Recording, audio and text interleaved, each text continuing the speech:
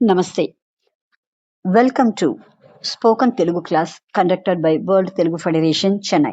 In our previous Spoken Telugu videos, we learned different kinds of Telugu words, action words, opposite words, what they are called in Telugu, how to form simple sentences, how to ask questions, and how to answer naturally in conversations. In this video, our idea is to help viewers converse confidently in their daily life by using all learned concepts in practical conversations. Listen carefully, repeat the sentences, and practice speaking along with the characters. Let's begin with house rent conversation. Kiran is planning to shift his family to Hyderabad. He is asking his colleague Venkat if there are any houses available for rent near their office. The entire conversation will be in Telugu only, but for your convenience, text in English is displayed in the videos. So watch video carefully and listen audio carefully. Shall we start? నమస్తే వెంకట్ గారు. నమస్తే కిరణ్ గారు. ఎలా ఉన్నారు? మీ నుండి నాకు ఒక సహాయం కావాలి. నేను బాగున్నాను. ఏం సహాయం కావాలి? వీలైతే తప్పక చేస్తాను. నాకు అద్దెకు ఇల్లు కావాలి. ఇక్కడ ఏదైనా ఖాళీ ఇల్లు దొరుకుతుందా? ఇక్కడ అంటే మన ఆఫీస్కి దగ్గరలో. నాకు తెలియదు, కానీ విచారించి మీకు తెలియజేస్తాను. అద్దె ఎంత ఉంటుంది? ప్రాంతాన్ని బట్టి ఉంటుంది.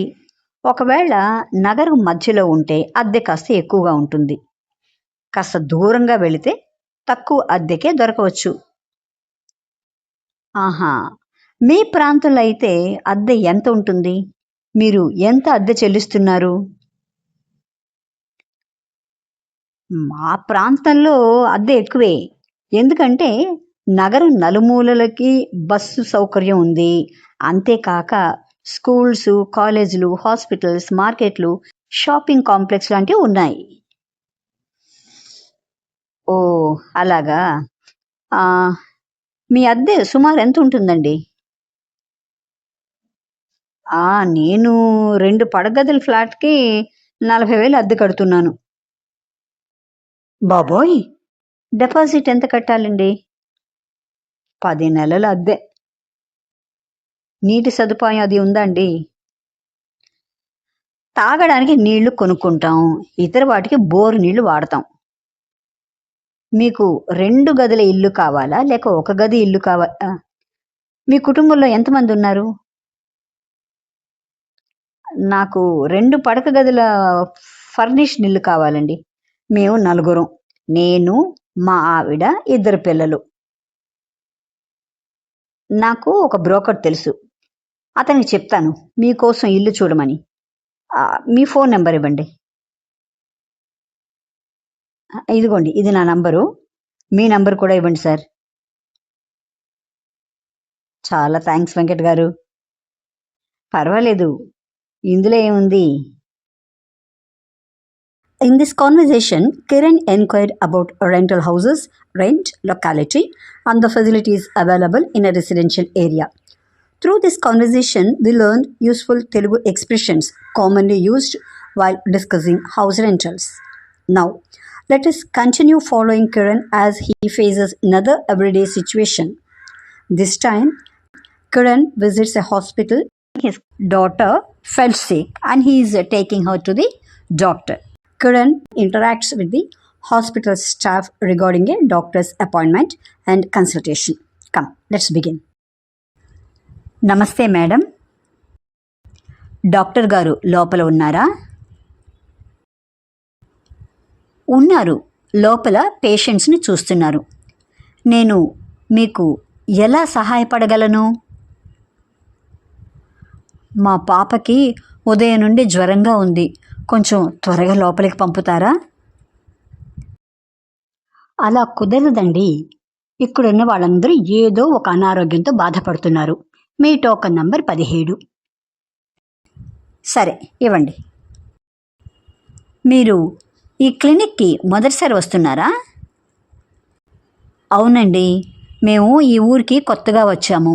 10 రోజులైంది. అలాగా. ముందు ఈ ఫారం నింపండి. వివరాలు స్పష్టంగా పెద్ద పెద్ద అక్షరాలతో రాయండి. తప్పకుండానండి. డబ్బు ఎంత కట్టాలి? 500 రూపాయలు కట్టాలి. దయచేసి నగదుగా చెల్లించండి. ఇదిగోండి డబ్బు. ఈ రసీదు తీసుకోండి. మీ పాపని ఇక్కడికి తీసుకురండి. ఎత్తు బరువు చూడాలి. మీ పాప వయసు ఎంత? 5 సంవత్సరాలండి. సరే, మీరు కూర్చోండి. ఇప్పుడు ఏ నెంబర్ టోకన్ నడుస్తోంది? 16. తర్వాత మన వంతే.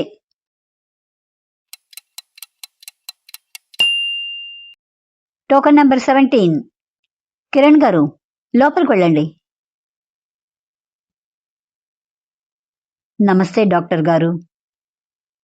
నమస్తే. కూర్చోండి. ఏమిటి మీ సమస్య? మా పాపకి ఈ ఉదయం నుండి జ్వరంగా ఉందండి. ఉత్త జ్వరమేనా? దగ్గు, జలుబు కూడా ఉన్నాయా? లేదండి, జ్వరం మాత్రమే. జ్వరం ఎక్కువగానే ఉంది. ఇంట్లో కానీ స్కూల్లో కానీ ఇంకెవరికైనా జ్వరం ఉందా? మా ఇంట్లో ఎవ్వరికీ లేదండి. స్కూల్ నుండి వచ్చినప్పటి నుండి నీరసంగా ఉంది. ఉదయం లేచేటప్పటికి ఒళ్ళు కాలిపోతోంది. ఈ మధ్య ఇలాంటి జ్వరాలు చాలా ఎక్కువగా వస్తున్నాయిలేండి. త్వరగా తగ్గిపోతుందా డాక్టర్ గారు? కంగారు పడాల్సిన పని లేదు. నేను మందులిస్తాను. 2 రోజులు వాడండి. తగ్గకపోతే రక్త పరీక్షలు రాస్తున్నాను. అవి చేయిద్దాం. సరే డాక్టర్ గారు. ఆహారం ఏమివ్వమంటారు? Fruit juice ఇవ్వచ్చా? తప్పకుండా ఇవ్వండి. కారం, మసాలా తక్కువగా ఉన్న బ్లాండ్ డైట్ ఇవ్వండి.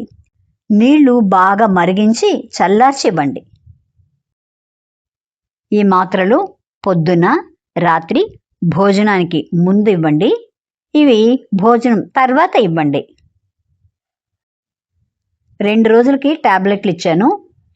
2 రోజుల తర్వాత కూడా పాపకి జ్వరం తగ్గకపోతే ఇందాక నేను చెప్పినట్టు రక్త పరీక్ష చేయిద్దాం. పాపని స్కూల్కు పంపకండి. సరే డాక్టర్ గారు, ధన్యవాదాలు.